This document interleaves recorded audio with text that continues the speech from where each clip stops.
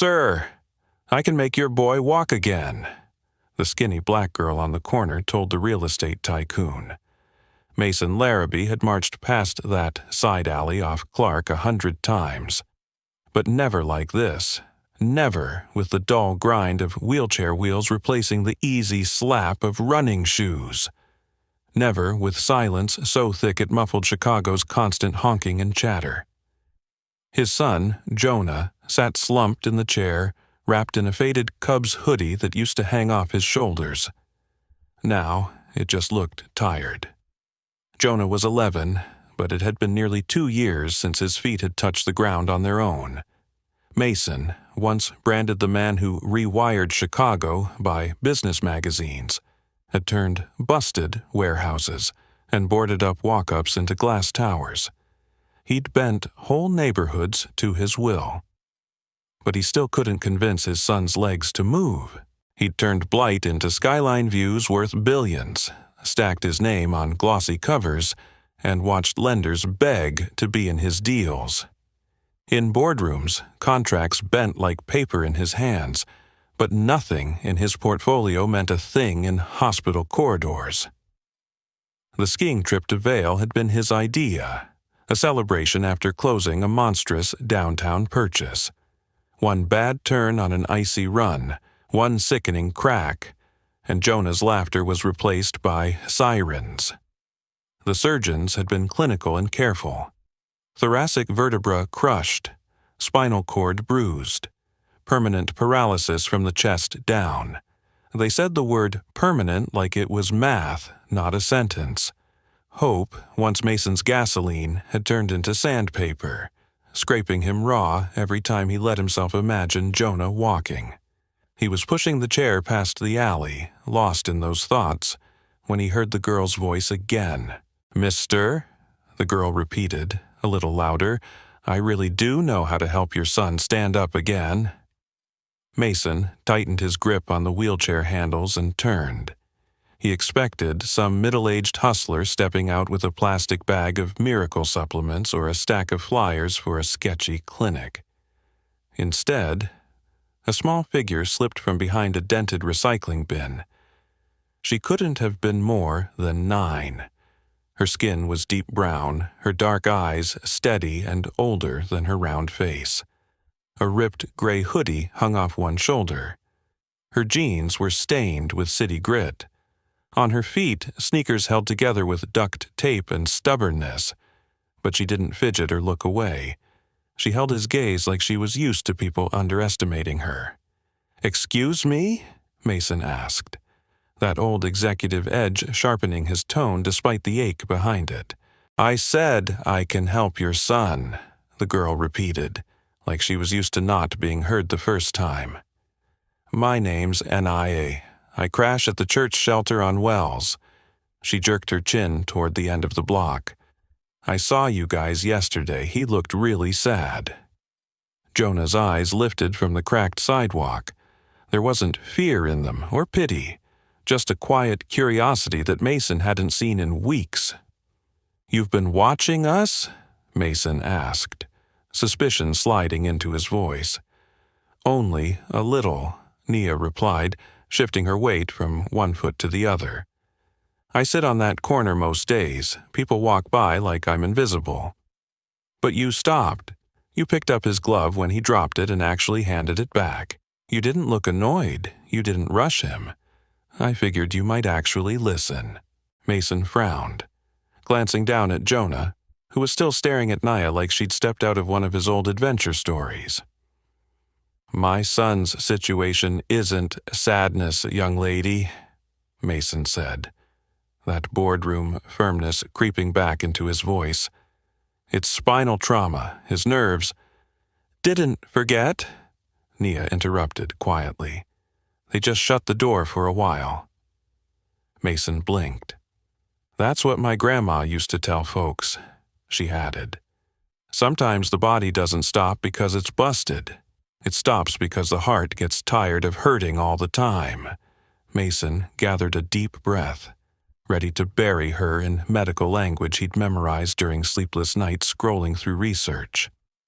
Before he could fire a single term, Jonah's voice slipped out, cracked from disuse. "Dad, maybe we could just check it out?" The question shook Mason more than any prognosis ever had. Just for a little while, Mason shut his eyes for a second, exhaling hard. The rational part of his brain screamed that this was reckless, that he was about to push his vulnerable son after a stranger through back streets he usually drove past with the doors locked. But the part of him that had watched Jonah sink quieter every week couldn't ignore the spark in his boy's eyes. "If anything feels off, we're done," Mason said finally, crouching so he was eye level with Jonah. "The second you're uncomfortable, we leave. Deal?" Jonah nodded, the movement small but determined. The corners of his mouth twitched, not quite a smile, but the closest thing Mason had seen in a long time. "Okay," Naya said, already turning like the decision had been inevitable. "Come on." She led them away from Michigan Avenue, deeper into streets where the buildings leaned together like they were sharing secrets. They moved through the city's underbelly, away from polished storefronts and into blocks the tour buses never mentioned.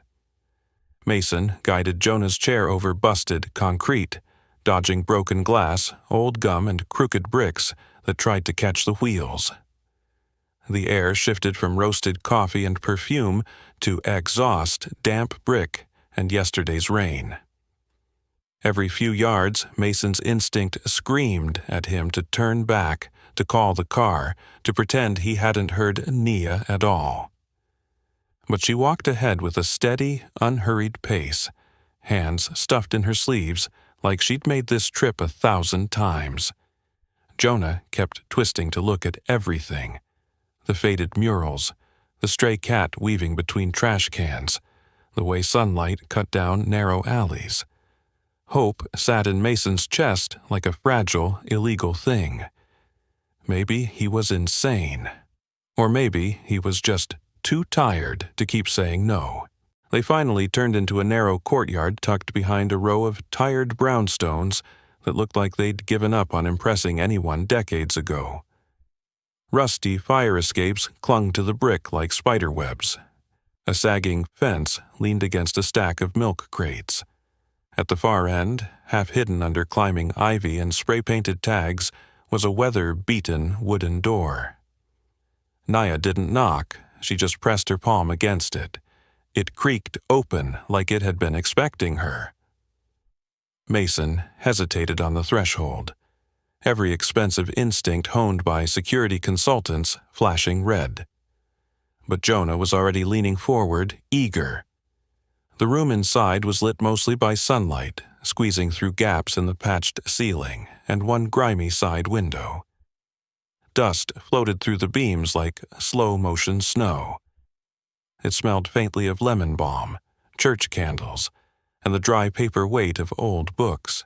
On a threadbare rug near a low-scarred table sat a woman, her back straight despite her age, silver hair coiled into a bun the size of a grapefruit at the base of her neck. Her skin was as deep as Nia's, her face a map of lines that looked carved by laughter and loss in equal measure. She didn't act surprised to see them. "I was wondering when you'd bring him," she said to Nia, voice smooth as river stones rolled for years. Mason's shoulders tensed. "How did you know we were coming?" he demanded. The woman looked at him with a gentleness that somehow felt heavier than anger. "I don't know the future, sir," she said. "But I know pain, and I know the sound of it when it finally walks to my door." Jonah leaned forward in his chair, eyes widening. "Who are you?" Jonah asked, his voice thin but clearer than Mason had heard it in days. The woman's smile deepened the lines around her mouth as she shifted closer, moving with deliberate, patient grace. "Just somebody who listens," she said. "Somebody your friend here trusts." She nodded at Naya, then looked back at Jonah. "Is it all right if I touch your knees, sweetheart?" Jonah's fingers tightened on the armrests. His gaze flicked to Mason. For a long second, father and son just studied each other. This wasn't a clinic. No monitors, no white coats, no sterile smell. Just a busted ceiling, an old rug, and a stranger who hummed. Mason's heart pounded anyway. "If you don't like it, we stop right away," he said. Jonah shook his head. "I want to try." Mason nodded once. "Okay," he breathed. "Go ahead." She laid her rough, warm hands over Jonah's knees. Her eyelids lowered until only a thin line of brown showed. From somewhere deep in her chest, a low hum rose, a melody without words that still felt like it belonged to Sunday mornings and worn church pews. It threaded through the room, soft but steady. For a moment, nothing changed. Then Jonah gasped. His legs jerked beneath her palms, a tiny jump hardly bigger than a shiver, yet unmistakable. "I felt something," he whispered, as if a louder voice might scare it away. Like a gentle shock, not painful, just buzzing. Mason leaned in fast, knuckles whitening on the wheelchair. "What do you mean you felt something?" he demanded, every syllable edged with panic. The woman opened her eyes. No lightning, no drama, just weary kindness. "His body remembers more than any chart can show," she said. "It didn't forget him. It just needed to be invited back." "That's not how recovery works," Mason blurted. "That's not medicine. There's no journal article about singing nerves awake." The protest sounded weak even to his own ears.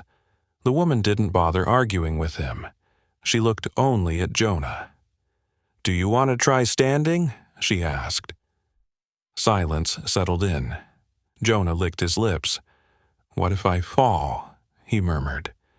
"Then you fall," she replied gently. "But at least you'll know what your legs can still feel on the way down." Jonah stared at her, then at his father. Mason could practically hear every warning from every specialist echoing in his skull.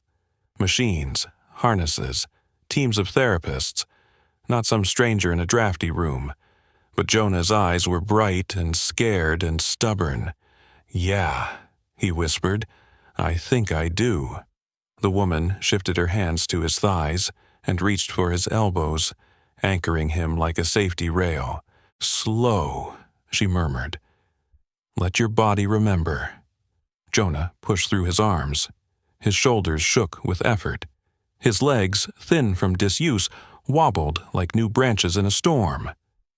Mason lunged forward on instinct, but the woman lifted one hand, stopping him with a look. "Let him," she said quietly. Jonah's left foot shifted, barely an inch, just enough for the rubber sole to scrape the rug. Then the right. His body leaned, wavered, and somehow stacked itself over his feet. And then he was up. Not fully straight, not solid, but no longer sitting. Jonah was standing. For the first time in almost 2 years, he was carrying his own weight. Mason dropped to his knees as if something had cut the strings behind them. "Joe!" he choked. "Oh my God, Joe!" The world narrowed to the sight of his son's shaking legs holding. His legs trembled under him. Thin muscles firing like they were waking from a long, angry sleep. Jonah's arms hovered at his sides, fingers spread, as if the air itself might help hold him up. Mason's breath hitched. The room, the cracked ceiling, the peeling paint, the old space heater buzzing in the corner, blurred at the edges. All he could really see were those feet planted on the rug. Jonah looked down at himself, then up at his father. Disbelief stretching across his face until it almost became a grin. Mason surged forward on his knees, hands out but not quite touching, terrified he'd break whatever impossible thing was happening just by laying a finger on it. "You're doing it," he choked. "Jonah, you're actually doing it. Jonah swallowed. Very slowly, he shifted his weight, dragging one foot forward in a clumsy, miraculous half-step. Then he tried another. The second movement was more of a wobble than a step, his knees shaking like they weren't sure about any of this. Halfway through it, Jonah's legs finally surrendered. His knees folded, and his body pitched forward. This time, Mason didn't hold back. He lunged, arms wrapping around his son's torso, pulling him tight against his chest before Jonah could hit the floor. "I've got you! I've got you!" Mason kept saying, words tumbling out on a ragged breath. Jonah clutched back, fingers digging into his father's shoulders. His whole body shook, but he was laughing and sobbing at the same time. "Dad!" he gasped against Mason's collar. "I felt them. I really felt my legs." Mason tried to answer. Nothing came out but a sound that was part laugh, part broken prayer. The kind of noise he'd never let anyone else hear from him before now. Nia stood a few feet away, hands tucked deep into the two long sleeves of her hoodie. She didn't smile or bounce or crow like she'd won something. Her eyes were calm, steady, almost solemn, as if she'd watched this exact scene play out more than once. The older woman stepped back a little, folding her hands in front of her, her expression peaceful, unsurprised. To her, it didn't look like magic. It looked like inevitability. Mason eased Jonah back into the wheelchair, still keeping one hand on his shoulder like he might vanish if he let go. Then he turned to the woman, cheeks wet, throat raw. "I need to know," he said quietly, "how you did that. What you did. I've spent 18 months hearing the word impossible from people with degrees. And you just," his voice cracked, "you just made my kid stand up." The woman's gaze didn't waver. "There isn't much to explain," she replied. "The body listens to more than just nerves and scanners. It listens to the heart. It listens to what a person believes about themselves." She glanced at Jonah, whose fingers were still twitching as if his legs were sending signals they'd forgotten how to send before. "Your son stopped trusting that he was anything more than broken," she went on. "Today, for the first time in a long time, he trusted something he couldn't see." Mason shook his head. "That's not how healing works," he said, but the fight had drained out of the words. "Then tell me," she answered gently, "how do you explain what you just watched?" Silence hollowed out his protests. Finally, Mason turned toward Nia. "Who are you really?" he asked. "Because you're not just some kid from a corner." Nia dropped her eyes for a second, brushing a loose curl off her cheek. "I'm just a girl who listens to stories," she said. "My grandma raised me when nobody else wanted to bother. She always said people don't always need fixing. Sometimes they just need reminding they weren't born broken." She stepped closer to Jonah's chair and crouched beside him. "I was born with a crooked foot," she admitted. "Kids laughed. Grown folks stared. I couldn't run, couldn't play tag, couldn't keep up with the ice cream truck." A faint smile tugged at her mouth at Jonah's wide-eyed stare. "One day, Grandma sat me on this same rug. She wrapped her hand around my ankle and hummed, just like today. She didn't promise anything. She just said, 'Stand up if you can, baby.' So I did. My heart was pounding so loud I could barely breathe."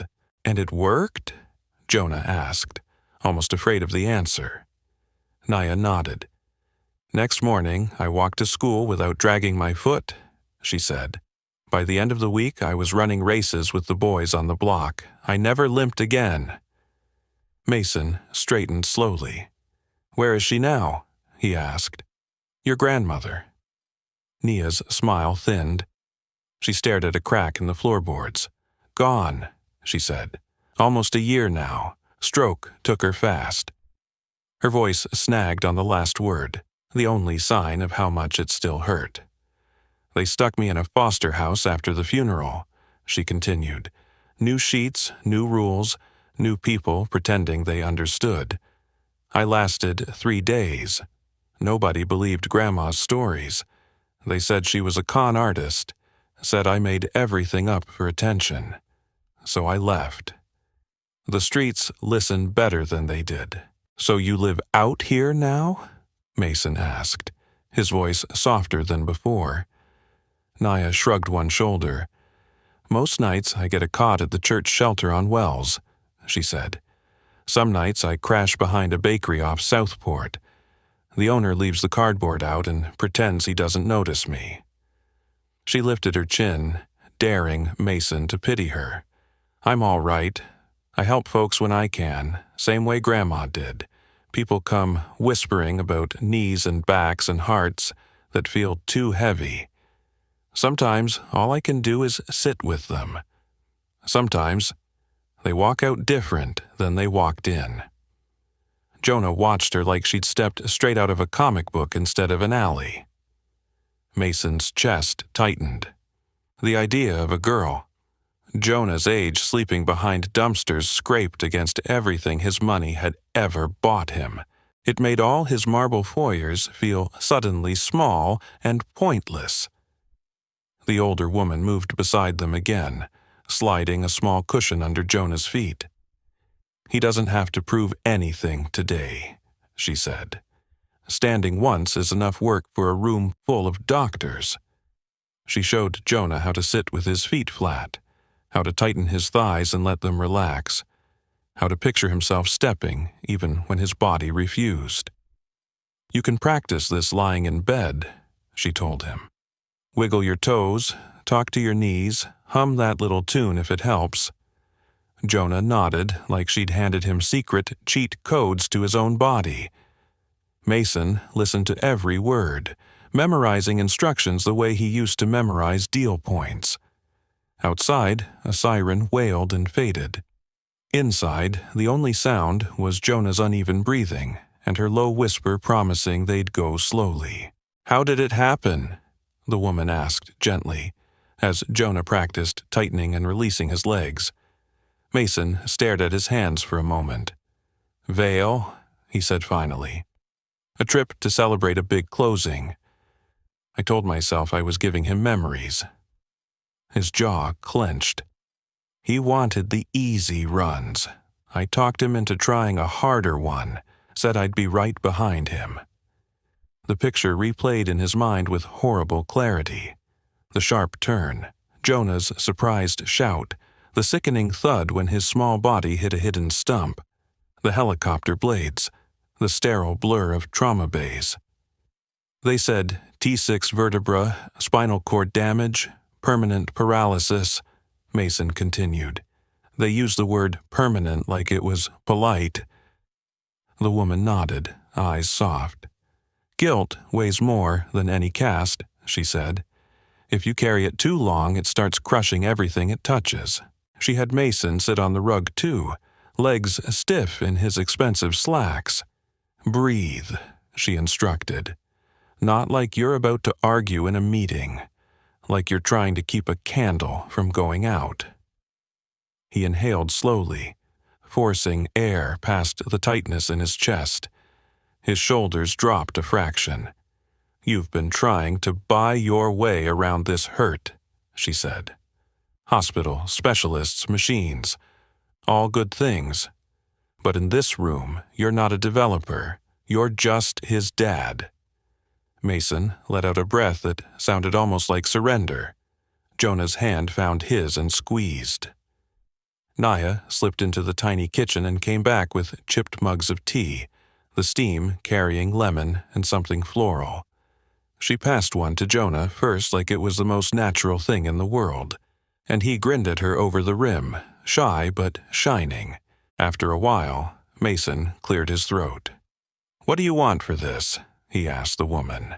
His business voice tried to reappear. Payment, a donation, a retainer. She chuckled softly. "You already paid," she said. "You brought your boy, and you listened." She tilted her head. "If you want to give something, remember this place when he's running again. Remember there are kids like Nio on those corners you build past." Mason shook his head. "I can write you a check big enough to fix this whole building," he said. "Pipes, roof, everything. We won't say no to new pipes," she replied with a smile. "But I don't need your picture on a wall. Groceries, winter coats, keeping the lights on. That's the kind of help that matters here." Nia shot Mason a quick, almost hopeful look over the rim of her cup. It softened something in him. "What should we call you?" Jonah asked after a stretch of quiet. The woman smiled. "Most folks around here just say Miss Etta," she replied. "Came up from Mississippi a long time ago. My mama worked roots and herbs before me. Church folks called her a witch, until it was their babies coughing at midnight. Then they called her." She looked around the worn little room with obvious affection. Gifts like this don't survive by hiding. They're meant to be shared, handed down, or they soar. She nodded toward Naya. "This one listened better than most grown-ups ever did. She doesn't just watch where people hurt. She pays attention to what they believe about themselves." Naya's cheeks flushed, but her chin lifted with quiet pride. Jonah gave her a small thumbs up, as if officially confirming that being Miss Etta's apprentice was the coolest job on earth. Mason studied Nia for a long moment, really seeing her now. The duct-taped shoes, the hoodie with someone else's school logo, the tired eyes that still watched everything. "You shouldn't have to live like this," he said finally. "Sleeping on church cots and behind bakeries. You're just a kid." Nia's mouth twitched, not quite a smile. "A lot of us are just kids," she replied. "But the streets don't care how old we are. The world forgets about us, unless we make it impossible to ignore." The words landed heavier than any closing argument Mason had ever given. He looked down at Jonah. His son had shifted upright in the chair, fingers tapping against his thighs with cautious excitement, like he was already testing invisible steps. For the first time in months, Mason didn't feel completely helpless. He just felt responsible. For Jonah, and maybe for Nia too. "I want to help you," Mason said to Naya. "I have resources, connections. I can get you a bed, school, a place that's actually safe." Nia shook her head, ponytail brushing her hoodie. "Thank you," she said. "But this corner, these streets, this is where I belong. Out where nobody's looking, with people who think hope is a store they can't afford. Grandma always said real healing starts there." Mason's chest tightened. The weight of his privilege pressed against the sharp truth in her words. She didn't want rescuing. She already had a mission. Still, he pulled a business card from his wallet, thick and embossed with his name and office number. "If you ever change your mind," he said, offering it to her, "or if you just need anything at all, call that number. My assistant answers 24/7. They always know how to reach me." The offer sat between them like a bridge neither quite knew how to cross. Mason felt that familiar squeeze of guilt in his ribs, the strange heaviness that came from knowing his world was elevators and private drivers, while hers was basement cots and backdoor leftovers. The sheer imbalance of it scraped at him. Naya wasn't asking to be rescued. She was already walking her own path, one she believed mattered. She took the card delicately, turning it over in her fingers as if it were some kind of talisman from another planet. Then she folded it once, clean and precise, and slipped it into a hidden pocket inside her hoodie. "Thank you," she murmured. Jonah reached out, surprising them both, and wrapped his hand around hers. "Will I see you again?" he asked quietly, almost like he was afraid the answer might disappear. Nia's mouth curved into a small, knowing smile. "If you ever forget again," she said, "if you start thinking you can't do it, I'll probably be somewhere close." Jonah's face lit up, fear and joy sparking together. He leaned forward and, without asking, threw his arms around her shoulders. For a heartbeat, she froze, unused to warm arms and clean laundry and someone clinging to her like she mattered. Then she slowly hugged him back. It was the first real embrace she'd felt in over a year. When they pulled apart, she brushed at a loose thread on her sleeve, suddenly shy. Behind them, Miss Etta rose, joints popping softly. "You should head on now," she said, voice gentle but firm. "The boy's taken his first step. Now the rest of the journey belongs to him and the people who love him." She gave Mason a steady nod. Mason nodded, throat thick, and adjusted his grip on the wheelchair handles. Jonah insisted on walking a few shaky steps first, palms pressed against the chair's arms for balance, before collapsing gratefully back into the seat. They left the courtyard and retraced their path through the city's forgotten blocks. Jonah didn't chatter, but his gaze stayed bright, tracking every passing shadow and stray dog like the world had shifted into sharper focus. That night, in their high-rise condo where the Chicago skyline burned like a promise behind floor-to-ceiling glass, Mason sat at the edge of his son's bed. Jonah's breathing slowed, easing into sleep, legs wrapped in a soft blanket instead of braces. "I can't make sense of it," Mason whispered into the dim room. "But I will never let myself forget it." He turned one of his own business cards over in his fingers, restless. He wondered what would happen to that hidden room beyond the alley, to Miss Etta with her Riverstone voice, to Nia with her duct-taped sneakers and stubborn courage. The questions circled him long after Jonah drifted off, until the city lights blurred like distant campfires. Somewhere across town, in a different neighborhood with the same cracked sidewalks, Nia sat cross-legged on a church basement floor beside a girl barely 7. The child hadn't spoken since her mother walked out 3 months before. Nia didn't pry. She didn't ask what happened or why. She simply laced their fingers together and started humming, that same low, ancient tune Grandma used to sing when the rent was late, and fear was loud. Because Nia had learned something vital.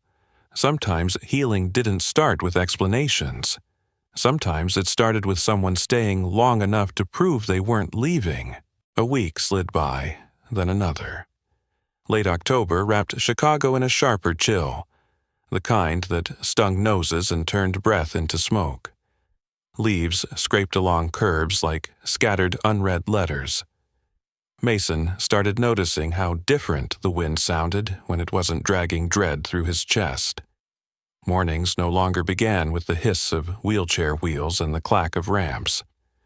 Instead, he woke to the tentative thump of Jonah's feet on hardwood, the soft slap of socks as his son shuffled from doorway to doorway. Each day, Jonah went a little farther. First from the bed to the dresser, then across the living room, then all the way down the hallway, one hand trailing along the wall like a safety rope. By the end of the second week, he made it from the elevator to the lobby door and back, wobbly but grinning. His physical therapists, who had slowly adopted a tone of professional politeness edged with resignation, now watched Jonah like they were witnessing a glitch in the universe. The boy described tingling in his calves, warmth along his thighs, a sense that his own body was slowly remembering him.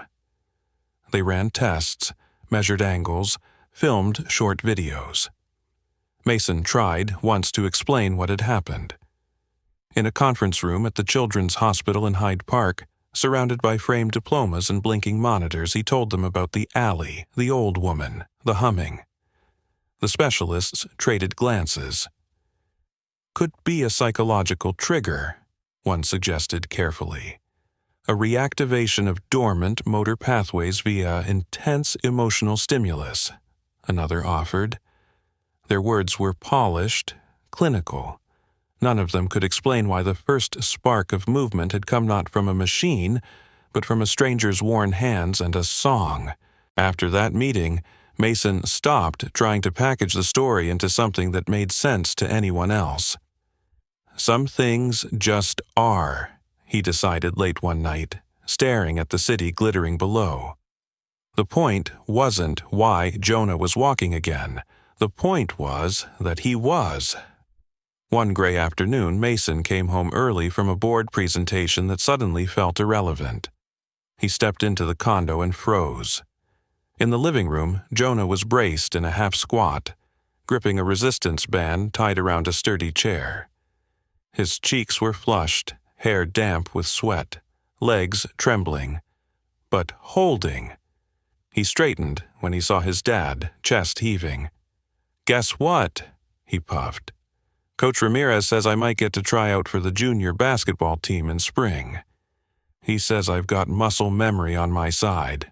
Jonah grinned, as if the word miracle was outlawed. Mason smiled back, but his mind had already drifted to an alleyway that still smelled like lemon balm and dust. He pictured Naya's too-big hoodie, Miss Etta's steady hands, that old rug under Jonah's feet. The idea that the girl who'd cracked something open in his son might just slip back into the city and disappear gnawed at him. That night, after Jonah fell asleep with a basketball magazine open on his chest, Mason sat at the kitchen island and pulled out his phone. He dialed the number printed on the card he'd handed Naya, listening to the ring echo in his ear. Voicemail. He tried again the next day and the next. A week crawled past with no answer. Finally, he started calling shelters, church basements, youth centers on the south side, asking about a skinny girl who hummed when people hurt. Most people just shrugged or stared. No one seemed to know where she'd gone. Some remembered a girl in an oversized sweatshirt with eyes too old for her age. A maintenance worker at a shelter said she used to hand out extra rolls and sit with kids who wouldn't talk to anyone else. At a youth center off Ashland, a volunteer with gray at her temples snapped her fingers, trying to recall. "Yeah," she said slowly, "the one who hummed those funny songs. Even the hot-headed teens calmed down when she did that." She shook her head. "Haven't seen her in days. She drifts. Helps where she can, then slips off, like a shadow with a conscience." Mason left his card and personal cell number everywhere he stopped, scrawling a simple promise on the back. "If Nia comes through, tell her I owe her more than I can ever explain." Still, nothing. Then, one washed-out afternoon, as clouds sagged low over the city, Mason turned his car onto Roosevelt near Loomis and almost missed her. A small figure sat on the curb outside a row of shuttered storefronts, back pressed to a graffiti-tagged wall. Nia. Her arms were wrapped around a younger boy, maybe 10 or 11, his skin pale under city grime. The kid's lower lip trembled. His right arm was cradled against his chest like it hurt to breathe. No adults hovered nearby. No emergency lights, no caseworkers, no clipboards. Just two kids trying to exist on concrete. Mason's heart lurched into his throat. Before he could overthink it, he swerved toward the curb and braked hard enough that his tires squealed against the asphalt. He killed the engine, palms suddenly slick, and stepped out slowly, careful not to spook them like some stranger in a suit. "Nay," Mason called softly. Her head snapped up, eyes wary for a split second before recognition softened them. "You found me," she said, a little wonder threading through her voice. "I've been trying to," Mason replied. "Couldn't get you out of my head." Nia helped the younger boy adjust his grip on his arm, then eased to her feet. "This is Tariq. she said. He took a tumble off a dumpster yesterday trying to grab a busted kite. I think his arm might be sprained. I've been watching him, making sure he doesn't do anything dumb with it. Mason scanned the empty sidewalk, the darkened shop windows, the absence of any grown-up backup. "There's no one else with you?" he asked. Nia shook her head like the answer was obvious. "Just us," she said. "For now, that's usually how it is out here. Most folks just keep walking past." "You can't keep doing this out here," Mason said, glancing at Tariq's makeshift sling, a knotted strip of hoodie string and determination. "Let me help, please." Nia's jaw tightened, but her voice stayed calm. "This is where people are bleeding," she answered. "In alleys, behind stores, in stairwells, nobody cleans. It's where Grandma worked. It's where I'm supposed to be." Mason shook his head. "But it's not safe," he insisted. "You're still a kid. You deserve better than cold sidewalks and borrowed blankets." Nia's eyes flashed, not with anger, but with something older. "You think I don't dream about a warm bed and a fridge that's always full?" she asked, gentle but fierce. "I do. But the folks I sit with, they've got no one. They trust me because I'm them. They don't see a caseworker. They see another kid who knows what hunger feels like." Mason exhaled, the sound somewhere between defeat and respect. Her conviction cut through him sharper than any boardroom insult ever had. "At least, let me give you choices," he said quietly.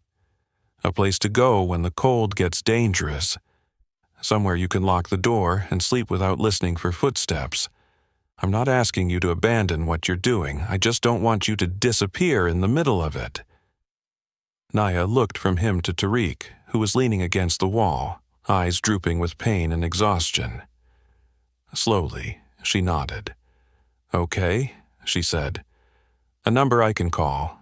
Maybe a key for emergencies. That's fair." Mason pulled a small envelope from his coat and pressed it into her hand. "There's a debit card inside," he said. "No limit. And a key to an apartment uptown, stocked, safe, no questions ever asked." Nia didn't gush or cry or rush to unlock it right there. She just weighed the envelope in her hand like she understood exactly what it meant and what it didn't. Real help, she knew, wasn't about someone swooping in once with a camera-ready gesture. It was about staying. Showing up again, quiet, steady presence. "You know," she said after a moment, fingers tracing the edge of the paper, "Grandma used to say the city's heartbeat is loudest in the places nobody photographs. Back stairwells, alley stoops, shelter cots."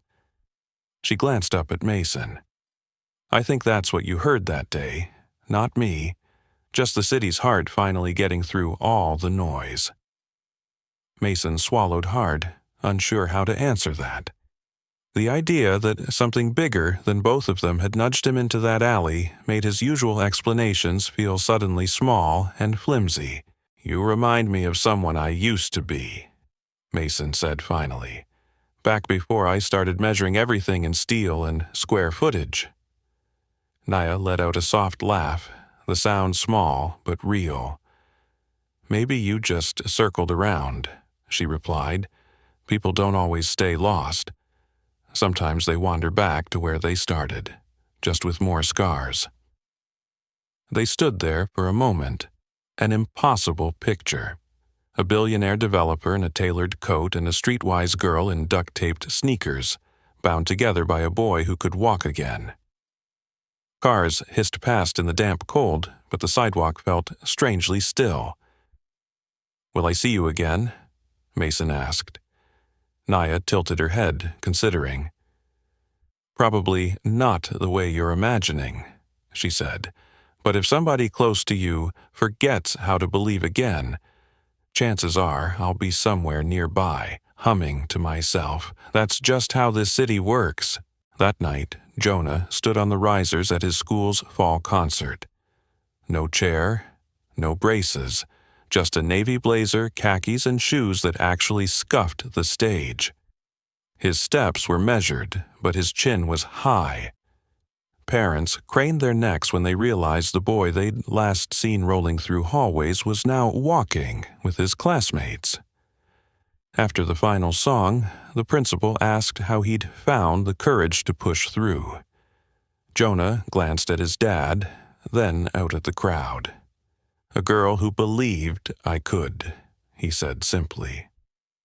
5 miles away, in a narrow alley behind a laundromat, Naya sat beside an elderly woman named Rosa, who hadn't really spoken since her husband died that winter. Naya didn't press for stories. She just held the woman's hand and hummed that same worn melody, letting the quiet stretch without trying to fix it. Nia still didn't ask questions. She didn't probe Rosa about the apartment that suddenly felt too quiet, or the empty chair at the kitchen table. She didn't offer cheer-up cliches or promises she couldn't keep. She just stayed. Her thumb traced small circles over the back of Rosa's hand as she hummed, letting the lull of her voice do the work words rarely managed. Over these months, Nia had come to understand something her grandmother had tried to teach with stories. Healing wasn't always about fixing the visible break. Most days it was about refusing to bolt when things got heavy. It was about sitting in the mess and saying, without fancy language, "I see you, and I'm not going anywhere." Sometimes people needed medicine or casts, but sometimes the first real shift started when someone finally believed they were worth staying for. That belief could move mountains quietly. Weeks rolled into winter, and despite all his calls and quiet questions, Mason never crossed paths with Nia again. Not really. He checked the uptown apartment sometimes, just to be sure the heat worked and the cupboards stayed stocked. The key remained on the little hook by the stove, untouched. But every so often a loaf of bread or a carton of milk would disappear. Once, a blanket Mason didn't remember buying appeared neatly folded on the couch. He took the hint and didn't install cameras. On certain evenings, walking past shelters or narrow side streets, he'd catch the faintest thread of humming rising above the traffic, soft, familiar, impossible to pin down. He'd pause, scanning the shadows, feeling warmth curl behind his ribs. There was never anyone there when he looked, just the echo of a melody that made the city feel smaller and kinder. Jonah started noticing it too. They'd be leaving a restaurant or cutting through a side street after a game, and he'd suddenly slow, head cocked. "Hear that?" he'd ask. Mason would listen and catch it, the faint hum woven under the rumble of buses and the chatter of pedestrians. No lyrics, just that low, steady tune that had wrapped itself around a scared boy's knees in a broken-roof room. "Think it's her?" Jonah would whisper. Mason never pretended certainty he didn't have. "Feels like her," he'd answer instead. Jonah would smile, shoulders settling, and take a few extra steps just because he could. In those moments, the city didn't feel like steel and danger. It felt like a living thing, full of hidden rooms and stubborn, unseen kindness. And somewhere inside all of that, they both trusted Naya was still moving quietly through the cracks. Mason's spreadsheets looked different to him after that winter. The numbers were the same. Columns of projections, profit margins, but they no longer felt like the only scorecard that mattered. Every time a deal involved bulldozing an old block, he pictured the alley where his son had stood for the first time, the church basement where kids lined up for soup, the curb where Nia had wrapped her arms around Tariq and simply stayed. He found himself funding clinics without putting his name on the plaque, funneling money toward shelters and legal aid instead of another glossy tower. He didn't talk about it at investor dinners. He just quietly rerouted part of the river he controlled. Sometimes, late at night, he'd stand by the condo window, city spread beneath him, and feel less like the man who owned pieces of it, and more like someone entrusted to protect its softer parts. Sometimes Mason would imagine Miss Etta and Nia like part of an underground network the city didn't even know it depended on. An unofficial emergency system made of hymns, hand-holding, and stubborn patience. He never did manage to track Miss Etta down again either. The building off Clark seemed to swallow its secrets whole. But he carried her words with him, especially on nights when headlines screamed about violence and greed. The heart listens to more than charts, she'd told him. Now, when he drove past corners where kids huddled against brick, he didn't just see blight or future development potential. He saw places where someone might be humming in the shadows, helping a stranger remember they weren't broken beyond repair. He couldn't rebuild every block, but he could stop pretending those quiet efforts didn't matter, or that his choices had nothing to do with whether they survived. The more distance he got from that first afternoon, the stranger it felt that his life had once been measured entirely in square feet and stock prices. A girl he'd almost walked past had shifted the axis of his world more than any merger. There was no spreadsheet cell for what she'd given them. A boy who believed in his own legs again. A father who remembered how to stand beside hurt without trying to buy his way around it. No quarterly report could track the value of a duct-taped pair of sneakers that had carried Nia from one hurting person to another. Yet Mason knew, with the same certainty he reserved for math, that his family's story would have bent darker without her. Somewhere between glass towers and alley stoops, a billionaire and a so-called beggar girl had become permanently, invisibly linked by grace. Years later, when Jonah was asked to speak at a school assembly about perseverance, he stood at the microphone, taller now, a faint scar still tracing his collarbone. Students shifted in the bleachers, half expecting a polished speech about physical therapy and medical breakthroughs. Instead, Jonah talked about the day everything changed in a forgotten courtyard behind a row of brownstones. He mentioned a room that smelled like lemon and dust, an old woman who hummed, and a girl in a ripped hoodie who looked him in the eye and spoke to him like he wasn't broken. "Doctors helped me," he said, "and I'm grateful for every one of them. But the first person who made me believe I could stand wasn't wearing a lab coat. She was just brave enough to say I wasn't finished yet." The gym went quiet in that charged, holy way silence sometimes gets. In another part of the city, Nia sat on a milk crate beside a teenager who'd just been jumped behind a corner store. Blood crusted along the boy's eyebrow. Anger crackled off him like static. Nia didn't lecture him about choices or crowds. She didn't offer easy forgiveness for the kids who'd swung first. She just passed him a clean rag, waited while he pressed it to the cut, and hummed under her breath. The same tune, always the same, like a thread stitching moments together. Healing, she'd realized, was rarely about swooping in with answers. It was about the stubborn decision to stay close to someone else's pain and say, with your whole presence, "I see you, and I'm not bailing." She couldn't undo every punch thrown in that alley, but she could make sure the boy didn't feel like his hurt made him disposable. Mason never actually caught up to Nia again, not face to face. But sometimes, closing a deal near Clark or parking outside a shelter fundraiser, he'd hear that low humming drift around a corner and feel warmth bloom beneath his ribs. Jonah would pause beside him, head tilted, a slow smile creeping across his face. "She's close," he'd murmur.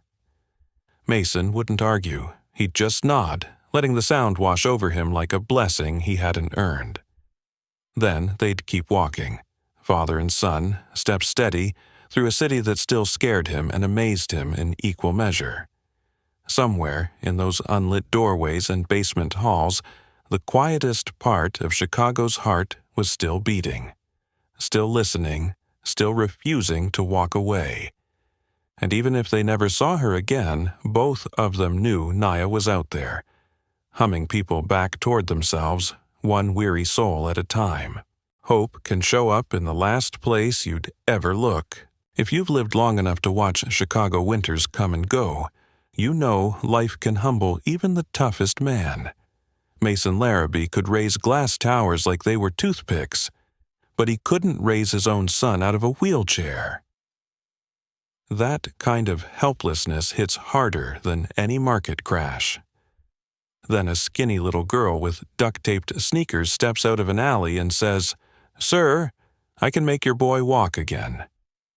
Every sensible bone in Mason's body should have kept pushing forward. But Jonah's eyes, those tired shut-down eyes, sparked for the first time in nearly 2 years. And that's the first lesson. Hope doesn't always come wrapped in white coats and polished clinics.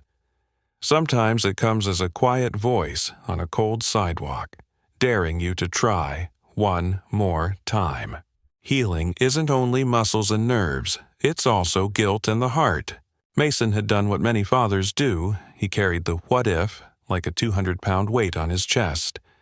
Veil, the harder run, the terrible crack. Doctors called it permanent, like a final invoice.